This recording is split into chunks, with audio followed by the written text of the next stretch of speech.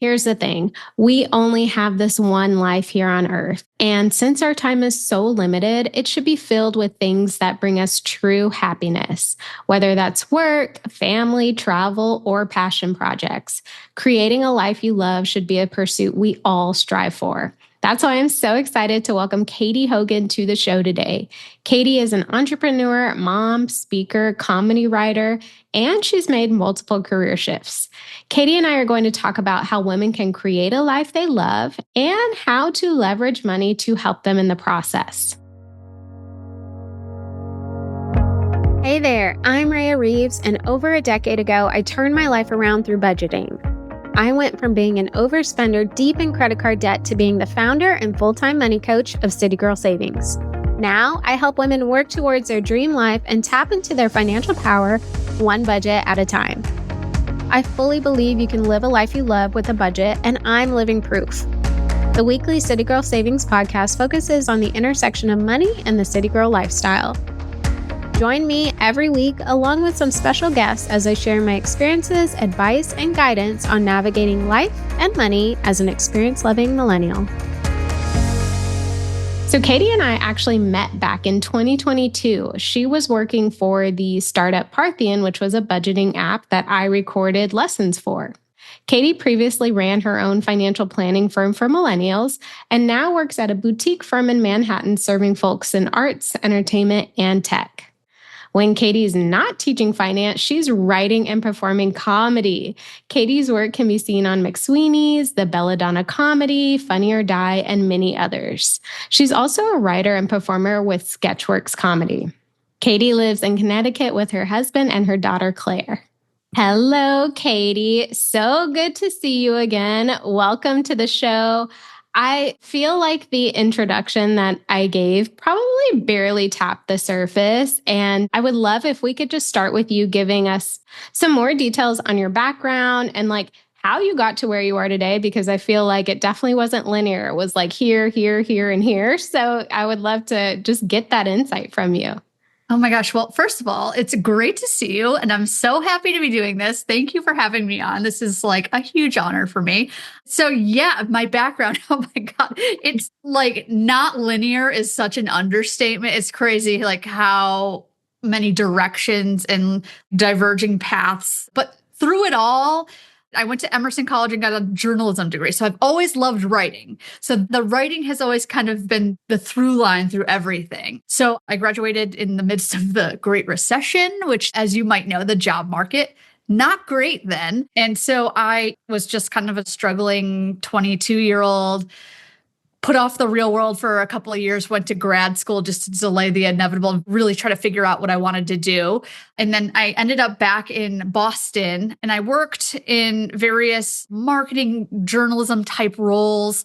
But what it came down to was I had a lot of student loan debt, which is not unreasonable for somebody who graduated in 2009.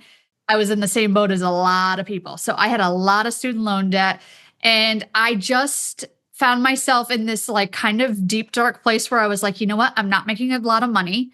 I have 6 figures in student loans, and I don't know what I'm doing. I don't know what I'm doing in any sense of the word financially. Professionally, I had like ideas of where I wanted to go, but I felt very lost at that time. And so I worked very close to the Boston Public Library, went across the street, checked out a personal finance book, a few of them. And at this point, I don't even remember which ones they were, but they were like old school personal finance books. And I was reading them and I thought, okay, this information is really, really useful. And I wish I learned it sooner. But it also in many ways felt like it was written for my dad or like an older white dude who made a lot more money. Like that's who it felt like everything was written for. But I really enjoyed learning about money and about finances. So I was like, you know what? I might be onto something here. And within a couple of years, I decided, you know what? I really want to pursue this and learning about money as much as I can. And I had a lot of discussions with friends who were in similar situations as me, where they also didn't know what they were doing with their money. They were never taught about anything, how to build wealth, how to save. Like we all were very elementary in our knowledge there. So I was like, you know what? this is crazy. Like there has to be a better way to get this information out there and help people become more financially independent, more financially literate. So I just was like, you know what? I'm going to be a financial advisor now, which is crazy, but I did. So I completely pivoted and I ended up going to Edward Jones because they had a really great training program. And ultimately, like, it wasn't a great fit for me as a company, but their training program was great to start. And they would pay for all your licensing and things like that. So I went through them, learned what I could learn. And then with 2 years of experience under my belt, I was like, I'm ready to launch my own firm. Yes. Crazy. There was an up and coming, now they're huge, network called the XY Planning Network, XYPN. And it was all XY meaning Gen X and Gen Y. So it was all like younger planners and stuff and people who were launching their own independent firms. I joined them. They helped me launch. I did that for a few years and it went fairly well. And during this time, I started like doing public speaking and writing again, but more about personal finance. Ended up working at a bigger firm in Manhattan. And so I ended up being a financial advisor / planner for about 8 years. And then I ended up going into the tech side and was head of curriculum and coaching at an app and built like over 300 education modules and worked with people like you to really like, I'm so passionate about helping people, especially women, get better with their money because I have seen how it's changed the trajectory of my own life. And I really want to help as many people as I can with that. So that's how I got to where I was in the finance world. Throughout this whole thing, I also was like, you know what? I love comedy. I've always loved comedy, but I was too scared to take any sort of classes when I was younger. And then one day I was like, you know what? Life's too short. It's got to go for it. And I signed up to take some classes and I ended up loving it. And I have been doing comedy for over 10 years now. And it's kind of gone hand in hand with my personal finance career in a lot of weird ways. Yeah. So I ended up writing like 2 humorous personal finance books. I try to incorporate humor into all the talks that I do. Long story short, that's really how I got here and what I do. And I love it. And it's a weird career, but it's very fulfilling. Oh my gosh. I feel like I have so many questions, but like one theme that, I picked up on is like your ability to just do it, right? Like you just went to the library and checked out personal finance books. I have a question about that, but then it's like you realized you love comedy. So you're like, I'm just going to take a class. I feel like that is such an undervalued trait. And I think more people really need to tap into that because how else are you going to know, like, if something is meant for you or if like this thing that like you keep thinking about if it's going to work or not unless you try. So I love hearing that. For the personal finance specifically, I mean, were you just kind of like sick and tired of being sick and tired? Or like, was there a thought or a bill or like an action that like prompted you to just get up and go check out some personal finance books? Yeah. So it was really tallying up the total of my student loans and realizing, oh my God, it's $107,000. And I don't know how I'm going to pay this. But on the other side of that, I was thinking, okay, I'm 24 years old. My life is not over. I'm like, I feel like my life has not even begun and it hadn't even begun. And so I was like, I'm too young to quit on myself, but also this is very serious and I need to figure something out. And I have always kind of been humble enough to know that I don't know anything at all. And I love that. I've just always had a love of learning and curiosity. So I was like, what am I missing here? I'm missing something. There's got to be things that I didn't learn growing up or whatever. And I didn't come from money and I didn't come from even a town that had money or a city that had money. It was all people who were like me, like people who grew up middle class, but maybe lower middle class. And it just wasn't a part of the culture to like know these things. And I was like, I'm missing something. So I kind of just really put that journalism cap on that I had picked up at college and was like, all right, I got to discover what I don't know about money. And that really was the catalyst for it. And yeah, it changed my life. And I was like, okay, you wanted to become like an evangelist for financial literacy because I've seen how it can really change your life.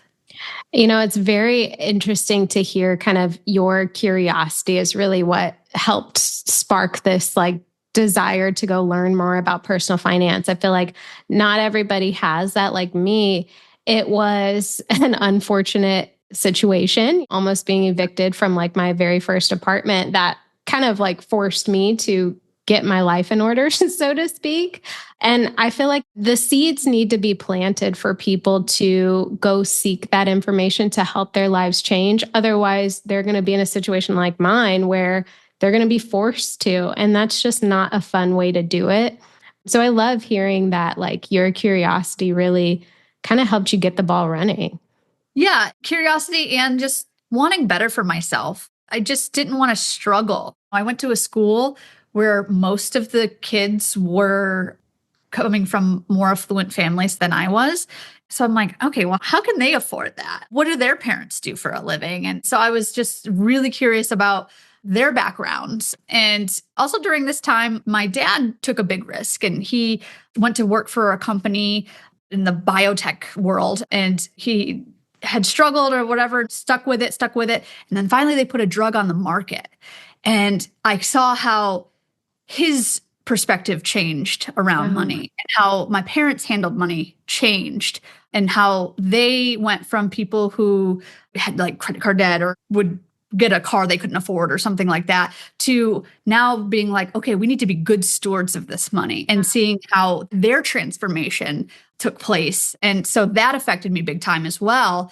And I was like, okay, I know that there's a lot for me to learn. And I really, really want to learn it because I want to live the life I'm living now, right? Yeah, absolutely. And I feel like the younger people are when they have that realization or that desire, that want, the better because, as you know, being a previous financial advisor, the longer you give yourself to let your money grow, like the better off you're going to be. Yes. And I will talk about that like till I'm blue in the face, how time is your greatest asset. Yes. And the more you can control your time, and the more you can be proactive with your time when it comes to your money, that is the name of the game.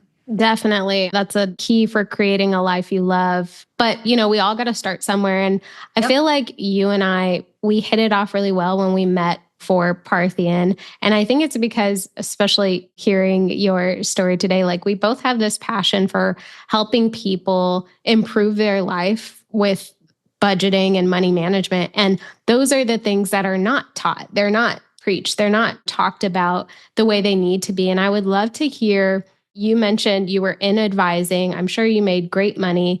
And then you transitioned to more of the educator piece. Like besides a passion, like what prompted that? And if it was just passion, that's fine. And then what differences did you experience between the people you were working with from an advisor perspective and then from an actual educator perspective? Because it's two totally different groups. That's so interesting. Yeah. So one thing you learn when you become a financial advisor or a financial planner is the way the industry is set up is you as the advisor or planner are really only going to make a lot of money if you serve the already wealthy and the already affluent. There is not a heck of a lot of money to be made, or at least it's a lot harder to make great money if you're serving younger clients who don't have the assets already built up.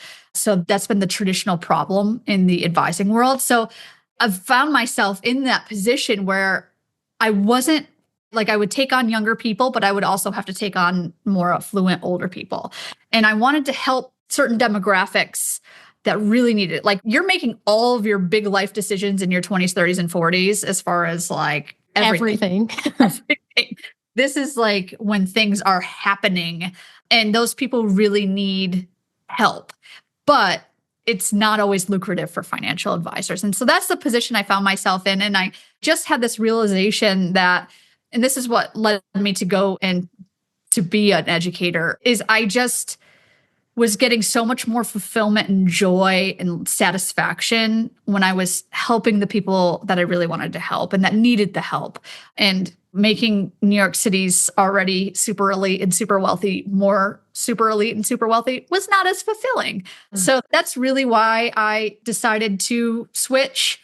And then ultimately, the differences in the clients there, it's funny that we all sort of struggle with the same things. So Interesting. it's all about your money mindset. Oh my gosh. You're like reading my mind because I'm like, I need to ask you about that. Okay. Yes. I had, I would go into these meetings with people who had very, very high net worth, 7, 8 figures of net worth. In all senses of the word, they had made it. They were successes and they should have a certain level of comfort and they should have a certain level of feeling like, all right, well, what's left to do? I can go live the life I want to live. Boy, is that not the case. And I know like Ramit Sethi talks about this a lot. Like if you are not great mentally with money at $50,000, you're not going to be great mentally with money at $500,000. You're not going to be great mentally if you have $5 million. Your mindset does not change. And people don't even believe me when I say that. Yeah. But it's so, so true that the issues with spending, with fear, scarcity, feeling like it's never enough, people have a lot of trauma around money. People have disorders around money. And it doesn't matter if you have $0 net worth or $10 million net worth. Those issues are throughout, which that to me was fascinating. And truly, again, being an educator, while I was financial advising for some wealthier people and all of that, I was like, they would benefit more from a financial coach. They would benefit more from a financial therapist. And so that is another reason why I wanted to become an educator. It was like, I can still help a lot of these more affluent people too, but it's going to be in a much different way or format. Everybody's got these thoughts running through their head when it comes to money. And we're all, frankly, more alike than we are different when it comes to that. And everybody's got their issues. Yeah. I mean, I think you hit the nail on the head. And it's so refreshing to hear you say it, especially with people who have high net worth, because a lot of times those who don't have a high net worth, like that's what they strive for, right? But they do have to understand that with more money comes more problems, right? But also you hit the nail on the head. If you can't manage what you currently have, making more is not going to be the solution. You're going to have the same struggles, just on a bigger scale. 100%. And if you struggle with impulsivity, if you struggle with fear around whatever it is, that remains. As your balance sheet grows or shrinks or whatever, those psychological issues will remain. So the work of financial educators, financial coaches, financial therapists really has to center around making your relationship with money more positive, having it reflect the truth and not necessarily the stories that you're telling yourself. Yeah. That is the real foundation of the work. When I first started in this career, I was like, all right, let's make a budget and not talk about anything else. That you got to go deeper. You got to, and you know that with your clients, it's like you uncover some really, really deep things. Oh, absolutely. It's like you make the budget. The budget is like the ideal scenario, but like what is actually happening tells a completely different story. 100%. And that's what needs to be worked through. But sometimes seeing is believing as well, right? I think people who struggle with money and maybe don't have a lot of money, sometimes they have to invest maybe their last dollar to getting the help they need to see the change and to recognize the changes they need to make. And I think once they do, that will help solidify the path that they're on. And I think one piece that people struggle with is investing, right? Because everybody says like, well, the earlier you start, the more you'll have compounding growth over time. But then if you barely have anything to invest, it's like the struggle. So I would love to hear your thoughts on like, when is a person ready to start investing, assuming they don't have a high net worth? And like, at what point is it just going to have to be you got to take the risk and do it because you're wasting precious years? Yeah. There's a lot to be said for sometimes we overthink things. Yeah. Not that I've ever done that. No, right. Not us. Like, I am a chronic overthinker. Yeah. So I've worked with people from all different backgrounds and everything. People who literally finding $10 a month to put into an investment account would be a stretch. And for those folks, it's all about finding the priority. And I'm like, let's literally write a list. So first of all, do you have high interest debt? Do we need to take care of that first? Let's work around that. How did you get into that? Like, let's figure out the root causes of some of these problems. And if it takes us a little while, that's fine. That's totally fine. So let's like get rid of the high interest debt. Let's make sure you have at least a little bit of an emergency cushion. So whether that's like $1,000 or whatever, like it doesn't have to be perfect. It doesn't have to be the full 6 months. You don't have to have like everything, all your ducks perfectly aligned in a row. That's not it. Like, let's just make sure you've got some basic foundations. And then like, let's make sure you understand the real basics of investing, which honestly doesn't take more than an hour. And you understand like what type of account you have or what type of account you want to open, and then what types of, whether it's index funds or whatever you're doing, like let's just make sure you have a real basic understanding of that. And then honestly, I would keep it simple. Like I've worked with people who have a $20 million net worth who have a few index funds and a few different accounts, and that's it. So there's no secret.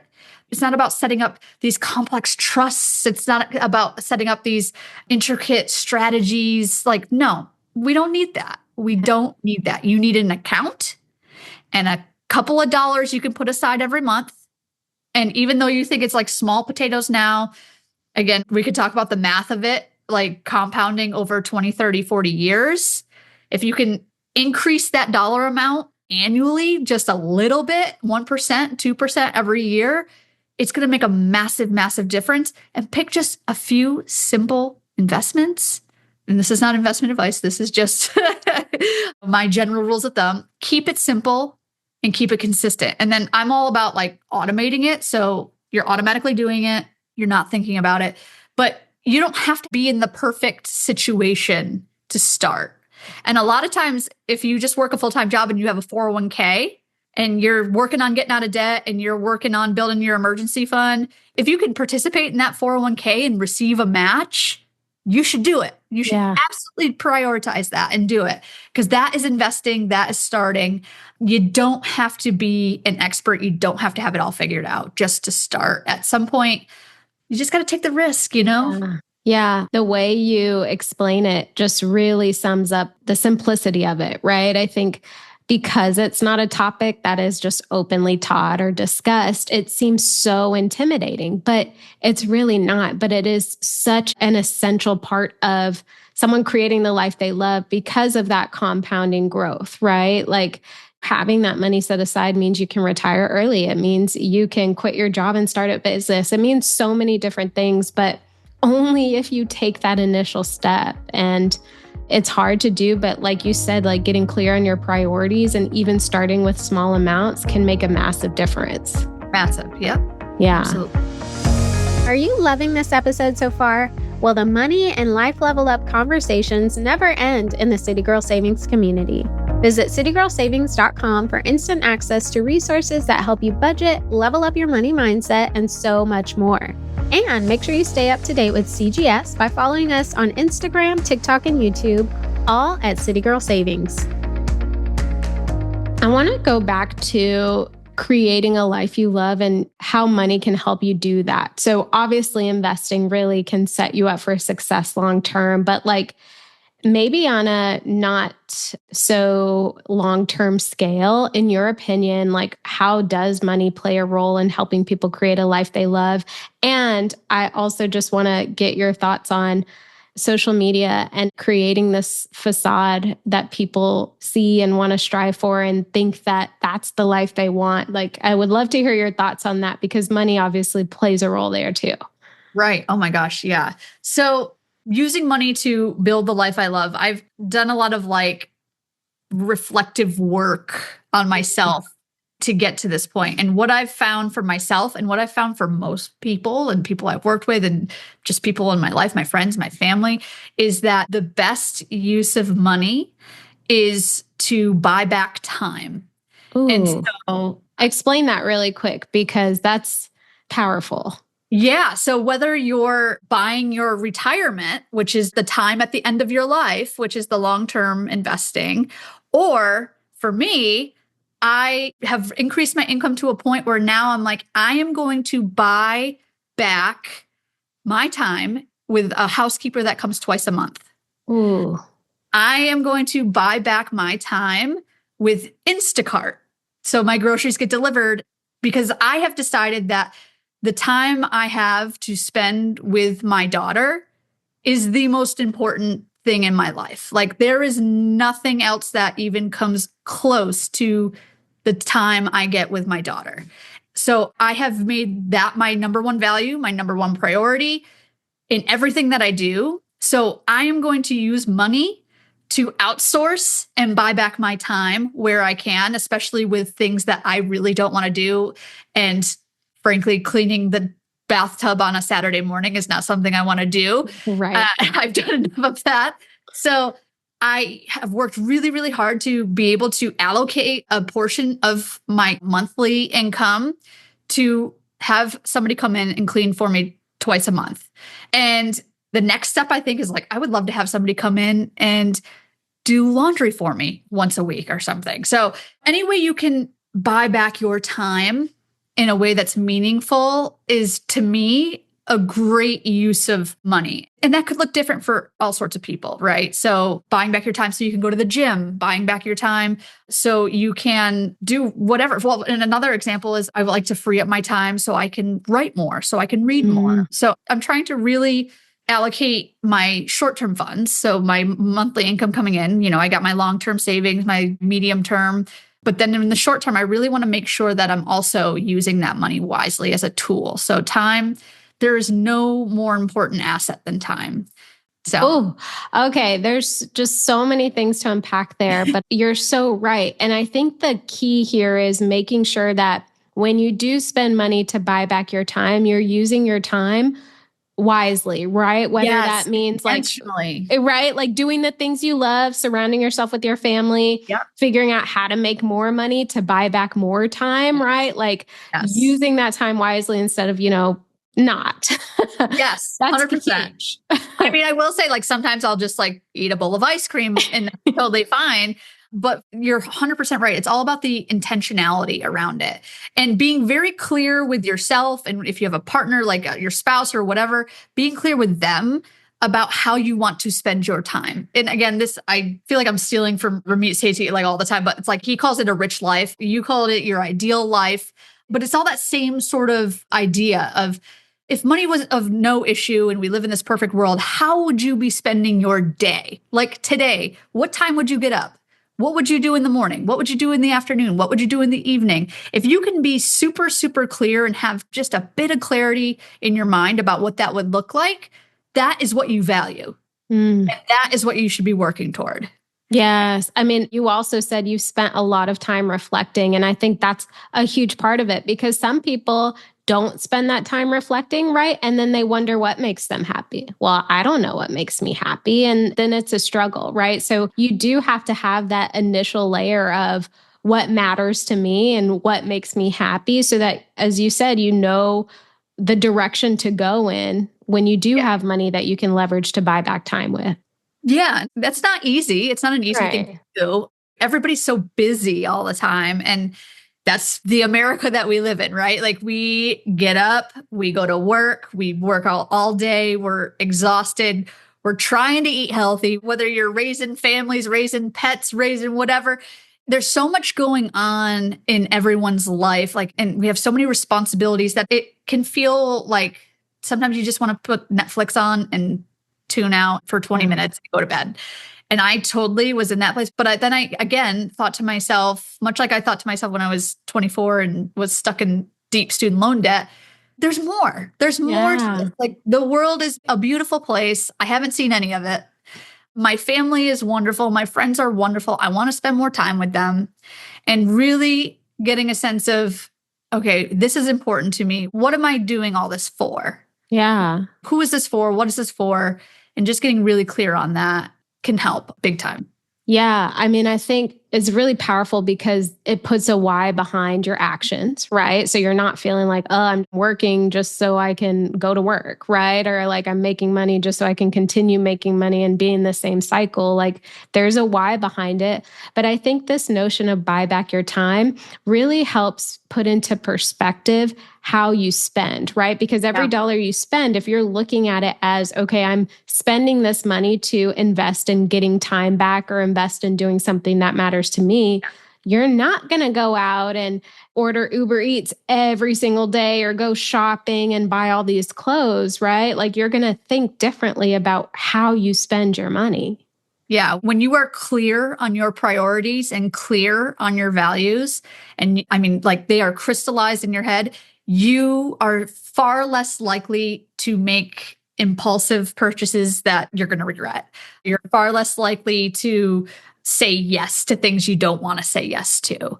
Because when you have your values and your priorities just absolutely known, it's a lot easier to create boundaries for yourself, for others. It's a lot easier. It's just a lot easier to go through life and to know like this aligns with what I want or this does not align with what I want. And I'm going to use my money for this and I'm not going to use my money for that. So I was always kind of a people pleaser. And it's, in a lot of ways, I still very much am. But I found it's a lot easier for me to say no to things now if it doesn't align with my values and my priorities.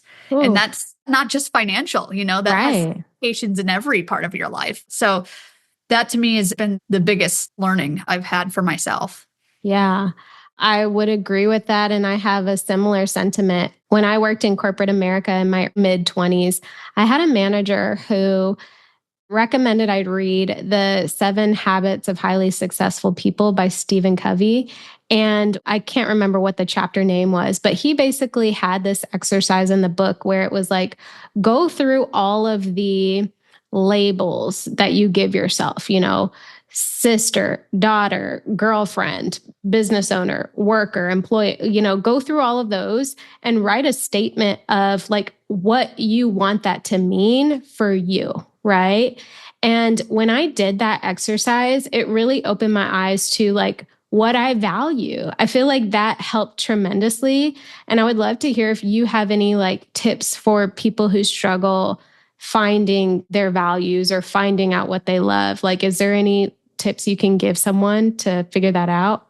A couple of things. First, I think you got to give yourself some grace. I wanted to do comedy and like improv and stuff when I was younger and in college and in high school even, but I didn't have the confidence to do it. I didn't think I'd be good at it. I was like, I don't want to be made fun of. So I put it off for like another decade. Oof. And like, that's a big regret of mine. And I try not to have too many regrets, but I was like, you know what? At some point, you just got to say, I want to try this. Yeah. And allow yourself to try something. And this is where having more money really helps, because if you spend money to try something and don't like it, it's okay. Like, that's fine. You can just move on. But I think you got to just try as much as you can and understand that when you try something new, you're not going to be great at it. You're not even going to be good at it. And it takes time. So to give yourself a lot of grace to find what your thing might be. And then again, for me, it was thinking about looking back on all 30, whatever, I won't even say how old I am. I'm pushing 40 now, which is crazy. You don't look it. I got a few more years in my 30s, but thinking about at what times in my life was I the happiest and what was I doing during those times? And kind of figuring that out. Like, oh yeah, when I was in high school, I loved like my English classes and being able to write. And I really didn't hate essays that I had to do. Like I really enjoyed writing a lot of like the personal essays or whatever. I enjoyed that. And then write that down, like say, oh, okay, I was happy doing this. Or I loved when I was playing sports, like rec leagues and things like that. Oh yeah, like maybe I can't play competitively anymore. I just don't have that level of athleticism in me. But maybe there's a few rec leagues I could join. I love being able to do like silly guided tours in different cities and things like that. So trying to just figure out, like, look back on your life and be like, what were some of the happy moments? And what was I doing in those moments? And can I do more of that? Another way that I've kind of found like, oh yeah, no, I really enjoy writing. I really enjoy going to comedy shows. I really enjoy seeing new cities, things like that. So Yeah, give yourself a lot of grace, try a lot of things, and just try to remember times in your life when you were the happiest and what you were doing in those times.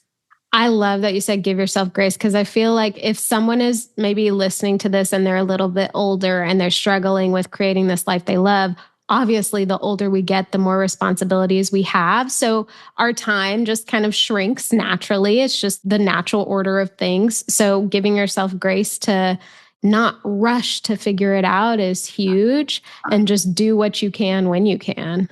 Like my mom just picked up in the last couple of years golfing. Wow. And she's obsessed now, and she loves it. And she's made so many friends. But this is something that she picked up technically later in life, but it's something that she loves now. And she's made like new friends. And like, who makes friends when they're older like that? You know, they've made all sorts of new friends. So if you had one day to live, 1 year to live, and you could try something new, you would do it, because having that experience is better, even for as short as it might be, is better than not having it at all. And I try to step back and like see a little bit bigger picture. And you know what? I could be 75 years old. If I find something cool I want to try out, I'm just going to do it, because, yes, you know, at the end of the day, like, what's it all for? Well, and usually it pays off, right? Like if we just take you as an example, like there were instances in your life where you took risks, like for things that you cared about, confidence aside, money aside, you took those risks and it's paid off. And in fact, I really want to talk about your comedy career, because it's very crazy. You mentioned that like you didn't do it for 10 years and that's a big regret, but I'm a big believer in divine timing and everything happens the way it's supposed to. And we were talking before I press record about like a huge thing that's happening for you in your comedy career. Can we talk about that? Go ahead and share for those listening, like what this huge thing is. But I also, Catie, would love to hear when you did finally get back into comedy, like, you know, your thought process around that. Yeah. So again, it was something I always wanted to do, but I didn't have the confidence to even try it. So it wasn't until, and I was living down south outside of Atlanta, and, you know, was like newly married, didn't know a lot of people. So I was like trying to make friends. And I was like, you know what?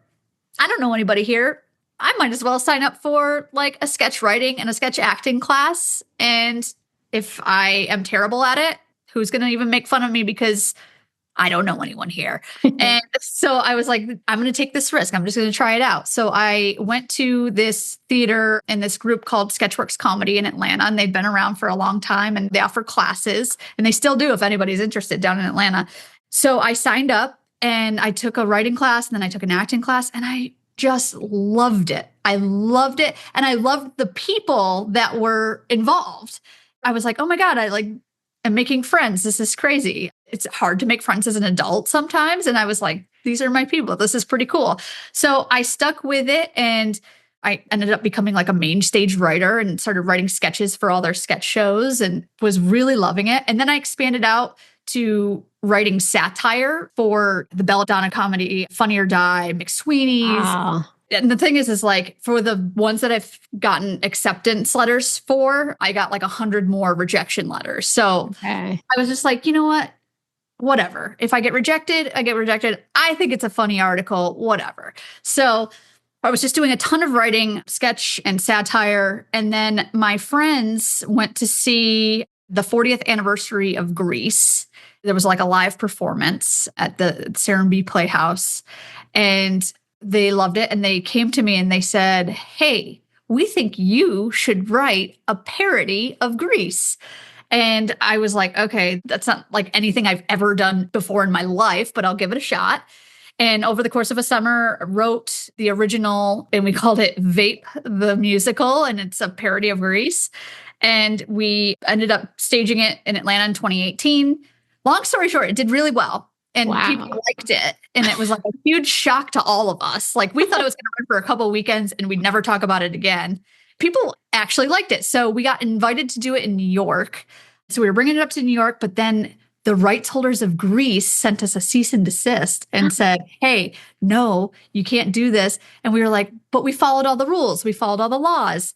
And we ended up filing a lawsuit against them for damages because like we lost out on ticket sales. We lost out on our travel funds, all that. Then COVID hits. 3 years later, the Southern District of New York rules in our favor that we are a legally declared parody in every sense of the word, and we're allowed to do the show, which was huge. So then we ended up doing it in New York, not until 2023. So this is like 5 years later. And random chance, an entertainment company called Visceral Entertainment saw the show and said, hey, we'd like to help you take this off Broadway. And we were like, come on, no way, no way. And they're like, well, you know, it needs a lot of work, but we think it's got a lot of potential. So for the last almost 2 years now, we have been redeveloping it, doing a lot of rewrites, things like that to get it off Broadway. And hopefully this summer, knock on wood, we'll be opening in New York off Broadway with Vape, the Grease parody. So that is just incredibly inspiring. Congratulations again. Like, who would have thought, like, taking that first step to take the class would have turned into like a full-on passion project turned career? Like, holy cow. Never in my wildest dreams. Wow. Like, you know, it was stressful like during the lawsuit and all that, but like we knew we hadn't done anything wrong. And then at the same time, this opened a lot of other really cool doors for me. So you got to be willing to like ride the wave of life. You know, I've always just been like really open to like, all right, again, divine timing. So you never know. Wow. Again, that's incredibly inspiring. And I hope it encourages listeners to just take that first step because you don't know what's going to happen. And things beyond your wildest imagination could come and get you closer to that life you love. So love that for you, Catie. But and for the record, I also have had hundreds and hundreds of sketches that were terrible and nobody liked and nobody put in any shows. So not exactly an overnight success. but I think the most important thing is that like you enjoy doing that, right? Yeah. So like, correct me if I'm wrong, but it probably wasn't for like success, right? Like this is something that you loved and enjoyed doing. It just so happens that you have become successful with it. Which is just crazy. Huge. I think that's incredibly inspiring. And, you know, I would love to get your take on time management, because obviously, like with everything that you have going on, even kind of navigating the play and work and motherhood and being a wife, like how do you manage it all, number one? And like, what advice can you give to someone who struggles to manage all of the competing priorities? I won't say that I'm perfect at this. I am not perfect at this at all. And it is something that I work on daily because especially as women, there are so many demands on us on a daily basis, just in every aspect of society, that it can be really, really, really overwhelming. And it's very easy to burn out. So by the time this airs, the baby will be here. But as we're recording, I am like 8 months pregnant. I have a 2-year-old. Like I'm doing all this other stuff professionally. And also like, I would like to be able to like have dinner with my husband tonight. You know what I mean? Like it's a lot. It's a lot. And I've been burned out. But again, it comes back to giving yourself grace. So for me, it was realizing like, okay, I can let the candle burn at both ends, but eventually everyone's going to suffer in my life. And having a young family and like having a lot of responsibilities, I'm like, I don't want to let everyone else suffer too. And so knowing like my well-being impacts everyone in my life's well-being is very powerful. So for me, it's like, okay. And actually it was my husband's aunt once told, and she's very, very, very successful. She's a single mom. She's like C-suite at a hedge fund. Like she's very successful. She told me, you can have it all. You just can't have it all at once. Oh, that, especially when I became a mom, I was like, oh, that, yeah, I get what she's saying. I get what she's saying that right now I'm prioritizing motherhood and then I'm prioritizing this off-Broadway play. And like, those are the kind of two of the big things in my life right now. So some other things are going to be on the back burner for a little while.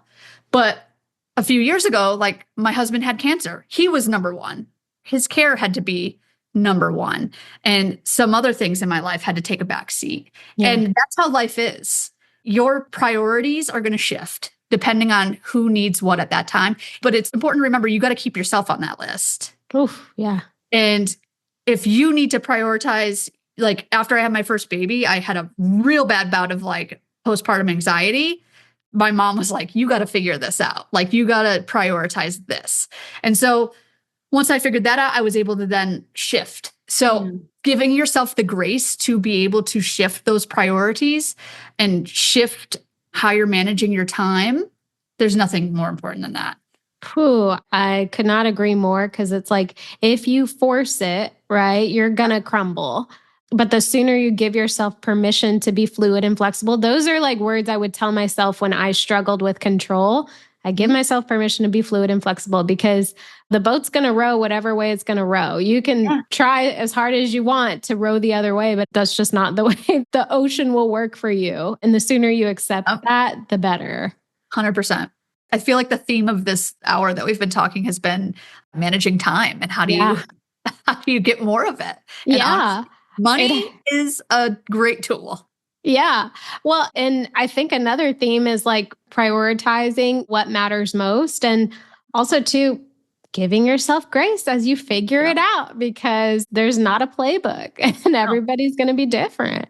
Yeah. And what works for you might not work for anybody else. And that's okay too. Right. You got to figure out what works for you and what works for your situation. And don't be on social media comparing yourself to all these other folks, because that's a very curated look at other people's lives. It's not the truth. Yeah.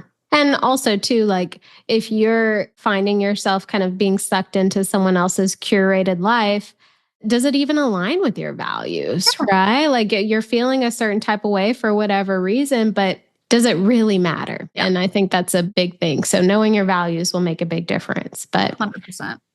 Catie, I feel like this was such an encouraging and inspiring episode. Thank you so much for coming on and sharing everything that you've been through and like what you've learned along the way.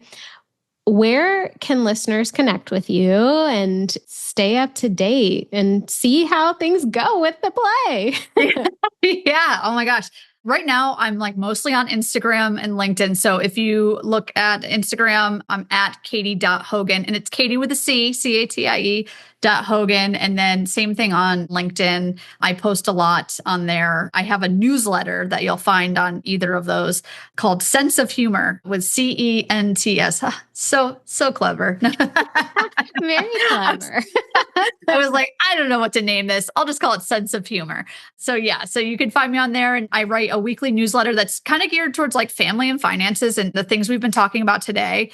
And I started that a few months ago, and it's really been awesome to just be able to write consistently about things that I care about, and I know a lot of other people care about too.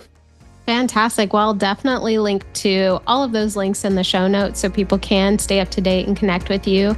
Thank you again so much for being here. I really appreciate it. Thank you so much for letting me be the money coach in your ear today. I hope you enjoyed this episode of the City Girl Savings Podcast and you feel empowered and motivated to take the next step in the journey to your dream life. Remember, if someone like me, a millennial who loves to travel, new experiences, and iced coffees can live a life they love on a budget, you can too.